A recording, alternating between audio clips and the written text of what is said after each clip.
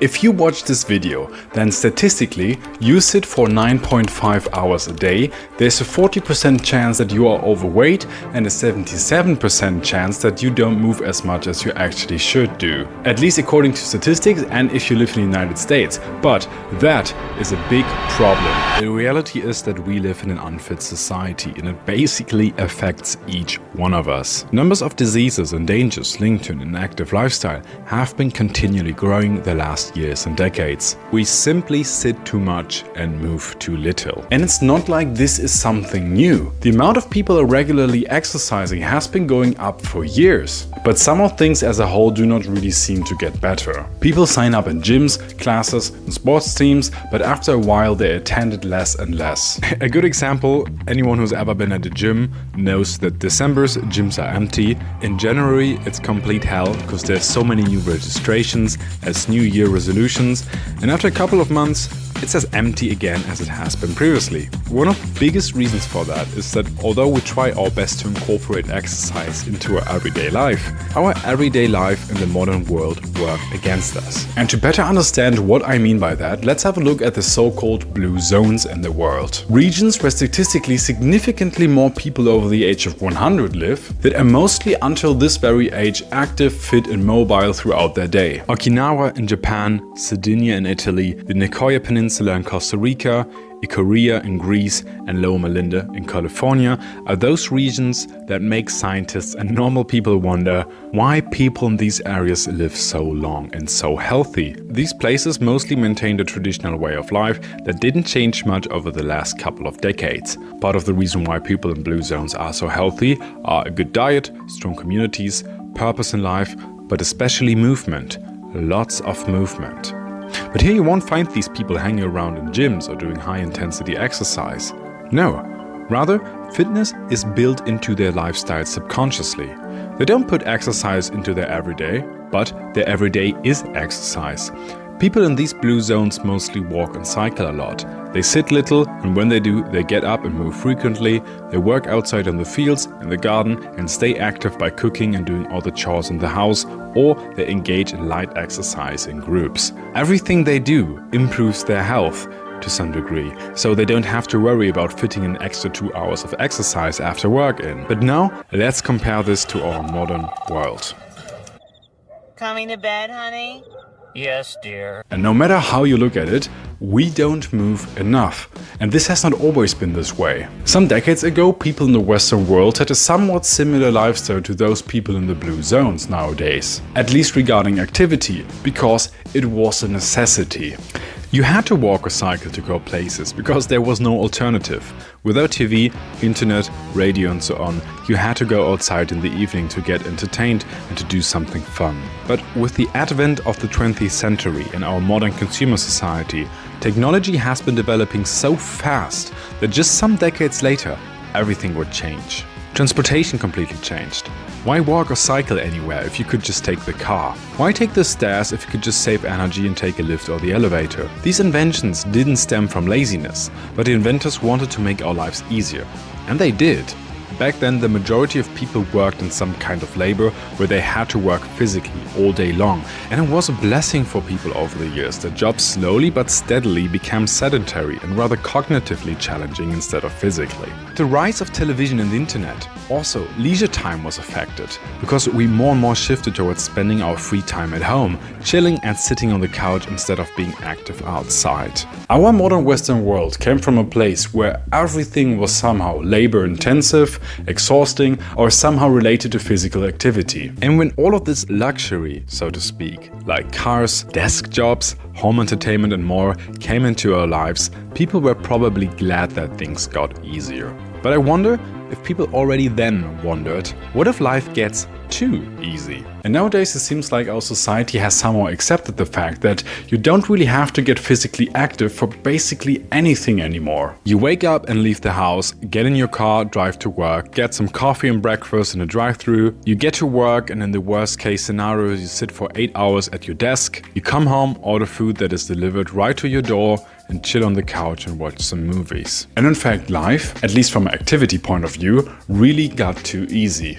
According to one study, study, the average US American spends 4.3 hours sitting for leisure activities, 1.9 hours for work, 1.1 hour for transportation, 0.9 for personal things, 0.5 for household activities, and 0.8 for others. Numbers are very individual here, so maybe pause the video and measure or guess the numbers for yourself. Ready? Because here's the thing. According to German sports scientist Professor Ingo Frohböse, 4.5 hours is the magical mark, because if you sit more than 4.5 hours a day, we can no longer compensate for the damage to our health through exercise that we have accumulated during the day as a result of sitting for long periods of time. And in a meta-analysis where they analyzed 13 studies about sitting time, they found that those who sat more than 8 hours a day without any physical activity had a risk of dying similar to that caused by obesity and smoking, and you increase your risk for heart disease, cancer, and type 2 diabetes and mental health problems. Okay, but anyways, I work out and move enough after work. Shouldn't that be enough? Well, first of all, what is actually moving enough? The World Health Organization recommends to move for 150 to 300 minutes a week. But the Center for Disease Control and Prevention says that only 28% of Americans are meeting those physical activity guidelines,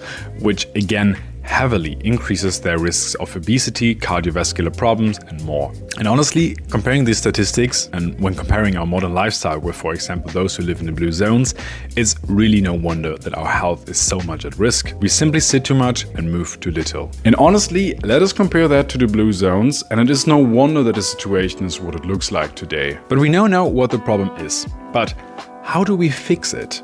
How can we have a healthy lifestyle for good? Well, my approach for this video is not to fit in additional workouts into your life, but to, as we have seen in the blue zones, make your lifestyle a workout itself. Going to the gym, running, joining sports teams is absolutely terrific, and it's awesome if you can do it.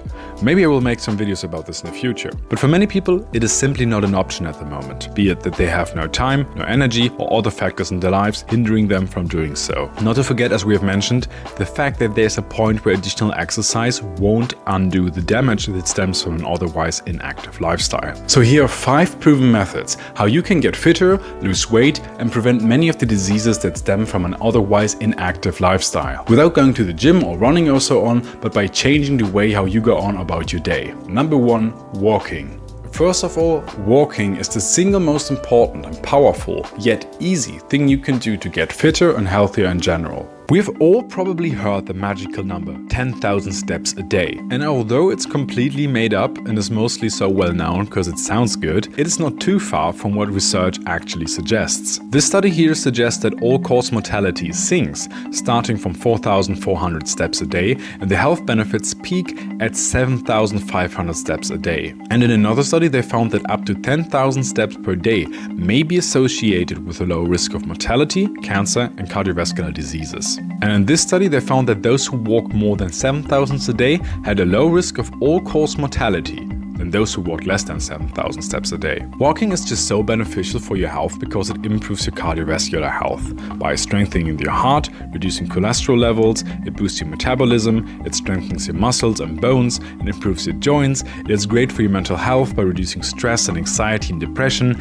and it enhances cognitive function. It helps regulate blood sugar levels, improves your metabolic health, and reduces the risk of type 2 diabetes. It is just the perfect workout that doesn't require anything at all. Research suggests that worldwide people are only walking about 5,000 steps a day, and in the United States it's even lower, about 4,000 to 5,000 steps a day, so there's definitely room for improvement. Because most studies show that walking 4,000 steps a day or less is linked to a significantly increased all-cause mortality and risk for obesity, cancer, and cardiovascular diseases. And a really cool side effect of walking is that you burn calories so easy. Compared to other activities like going to the gym, running, or cycling, walking seems like it doesn't really do much because it seems too easy. But that is exactly the thing.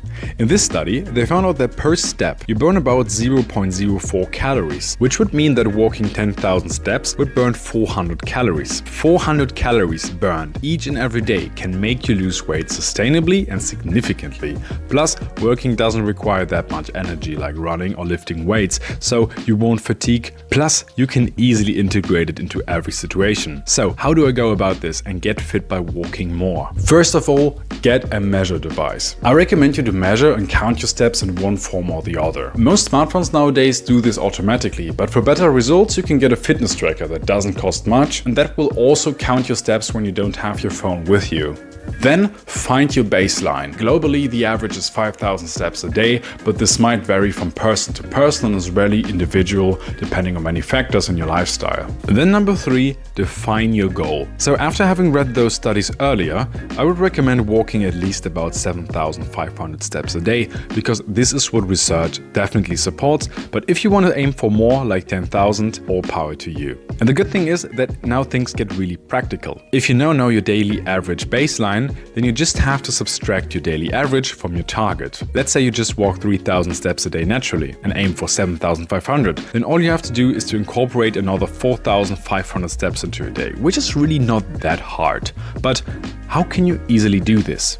Either you could just go for a walk every day, find a cool route around your house or workplace and try to incorporate it every day. Depending on the length, you can do one big round a day or maybe multiple little walks, just as you like it. Alternatively, you can just combine it with whatever you do every day. Of course, children often walk to school, which is great. If you can walk to get groceries, run errands, or even go to work, this is terrific. If your workplace is, for example, too far away to walk to, you could park a bit farther from work or leave the train or bus one stop earlier so that you get a bit of walking. Additionally, why not hang out with friends while taking a walk or doing phone calls while walking? You can fill that time with many and useful fun things. Number 2, rethink transport. If we take a look at our average sitting time, there's one point in the statistic that is just a no-brainer and is very easy to improve. And what I mean is driving and sitting in a car. Because per definition, you are already moving. And instead of moving in a machine with no physical effort, you could modify it or opt for alternatives to get fit and healthy instead. Studies show that the average American spends about 1 hour a day driving a car. An hour of additional sitting that, as multiple studies show, increases your risk for obesity, high blood pressure and cardiovascular problems, as this study shows. And obviously, like here, it increases your risk for back pain. Of course, there are situations where you simply have to drive. Not everyone lives in a big city where everything is 3 minutes away. But in 2017, the US American Federal Highway Administration gathered data to analyze the driving behavior of US Americans. And what they found out was that indeed 60% of all trips made in cars were less than 6 miles in length, such as commuting to work, running errands, or other things. So here's what I mostly do. If my destination is about a mile away or 1 to 2 kilometers, then I will just walk there, because this will get me 1 to 3,000 steps and give me all the health benefits that I've mentioned earlier. If it's in a radius from 1 mile to 5 miles or maybe 2 to 8 kilometers, then I will just take my bicycle. It's more convenient than walking because it doesn't take so long and it's still a very good little workout. And commuting by bike was found to reduce obesity, cardiovascular problems, all-cause mortality and improve your mental health. And if it's like quite far to cycle for the average person, like for example 5 to 7 miles or 8 to 12 kilometers, then I would opt for an e-bike, for example. But a so-called pedal assist bike that are common in Europe, where it only supports you but requires you to do some work as well. As it was shown that such e-bikes offer you still similar health and mental health benefits like normal bicycles. Alternatively, you could do the old trick and get one stop out earlier off the train or bus, or park your car a bit farther away from a destination to get some steps in. And everything farther from that, go ahead and take your car or a train. It wouldn't be very practical to do otherwise, at least if you have other things to do in your day. Number 3, take the stairs. A great quick example of how a luxury made our lives easier are elevators and lifts. But should it really be that easy? If you look at any place where both stand next to each other, like in an airport, you see that 99% of people use the elevators instead of the stairs. But science really suggests to overthink this decision. This study found out that taking the stairs instead of an elevator or lift is linked to a 39% decreased chance of dying from cardiovascular disease, with less heart attacks, less heart disease and strokes, and those who got their extra steps in saw a 24% reduced risk of all-cause mortality. Taking the stairs is so healthy because it's a good cardiovascular workout. You get your heart rate up and you have to breathe more intense, and it also strengthens your muscles and bones. And if you can incorporate it every day, you can get some serious health benefits. Again, the goal of this video is not to live our comfortable life as usual and just add 1 or 2 hours of exercise every day. No, it is to make our everyday lifestyle more exercise-like, so we don't have to do anything additional. So getting that little regular workout like taking the stairs makes just sense to incorporate. Number 4, rethink sitting in general. Quick recap. Sitting for more than 4.5 hours a day creates damage in your body that cannot be compensated by doing more exercise in the end of the day. Sitting more than 8 hours a day without any physical activity creates a risk of dying similar to that of obesity and smoking, and you increase your risk for type 2 diabetes, cardiovascular problems, heart attacks, cancer, and mental health related problems. So we already tackled sitting in a car, because if you can modify or replace it, this is a no-brainer. But what about the other hours in the statistical 9.5 hours of sitting time of the average American? Number 1, keep track of your sitting time. Note down how much you're sitting every day and in which situations you're sitting. For most people, we sit a lot when we of course eat, when we're at school, university or work, when, as we've mentioned, are sitting in a car, on public transport, work on a computer, downtime, watching TV or gaming. Number 2, reduce sitting time as much as possible. First, think about situations where you really can sit less. I think for many people there are not that many situations where this is so easy, but even if it's just a tiny bit, every little bit helps. A good example is this. If you have a lunch break at work or uni, don't just sit at your table and be inactive for the whole break, but maybe go for a walk, go outside in a park or to the cafeteria and eat your lunch there. The main point is not to be inactive the whole lunch break. Number 3, split up your sitting time. When you sit for a long uninterrupted period, this will slow down your metabolism, which affects how your body regulates blood sugar, blood pressure and how many calories you burn. And this is what is so unhealthy about sitting. Compare how your body feels when you first sat down and then how you feel after sitting for 3 hours straight. You will feel kind of sluggish, maybe cold, maybe a bit achy and irritated, and this is what you should avoid. The best method here is to prevent this and to get up regularly. Experts recommend to get up every 30 minutes. Literally set a timer, and after 30 minutes, stand up, walk for 2 minutes, stretch your back, get a coffee or water, go to the toilet and come back. That is it. Not only will you feel much better immediately after getting up, but you prevent your body from shifting into this inactive, slowed down state, and you can lessen the negative health effects of sitting. Do this whenever you sit for a long time, not only at work, but also when gaming, when watching TV or whatsoever. And here's a pro move. If you have the means to spend some money, these things may cost a little bit upfront, but there is so much worth it for your well-being. I talk about ways to modify your sitting time so that it actually becomes healthy. Many people nowadays buy, for example, standing desks. Thinning. Standing is proven to be healthier, increases productivity, and just looks cooler. Picture someone doing something heroic. Push a button, get up your chair and can comfortably work while standing. Alternating between sitting and standing is great to reverse the damage by sitting too much. Additionally, more and more people start to use little treadmills under the desks. If you can afford it, you work and walk. And doing this, you basically get a full-blown workout without having to spend much effort or additional time. Additionally, there are also special office bicycles that you can use under your desk instead. And by doing these little changes, you come to a point when your lifestyle is actually not damaging, but improving your health. Number 5, all you need is need. When it comes to calorie burning and energy expenditure, researchers distinguish between different forms. You have your basal metabolic rate, which just describes the amount of energy or calories you need in order to survive, to breathe, and that your organs function. Then there's the thermic effect of food, TEF, energy that is expended during the digestion, absorption, and metabolism of nutrients in your food. And then there's need, non-exercise activity thermogenesis. And this is just nerd speak for calories you burn during everyday activities. Many people think that in order to lose weight, they have, without exception, to lift weights, go for runs, buy a Peloton or whatever, and although these things are great, this is simply not true. Your body requires energy and thus burns calories for everything you do. The more you move, the more weight you lose. And the fascinating thing here is that, yes, high-intensity workouts do really work and you will burn more energy. But often, you're absolutely tired afterwards and you will have an increased hunger. When doing everyday tasks and activities, we mentioned walking, cycling, etc., but also household chores, gardening, cleaning the house, bringing out the trash, all of this burns calories without making you overly tired. This study here reviews how household activities contribute to an overall healthy physical activity level and that it will reduce your overall mortality risk. This study study examines gardening as a form of physical activity and shows that it has benefits for your strength, flexibility, and aerobic capacity. And this last study here again shows the positive effects of physical activity,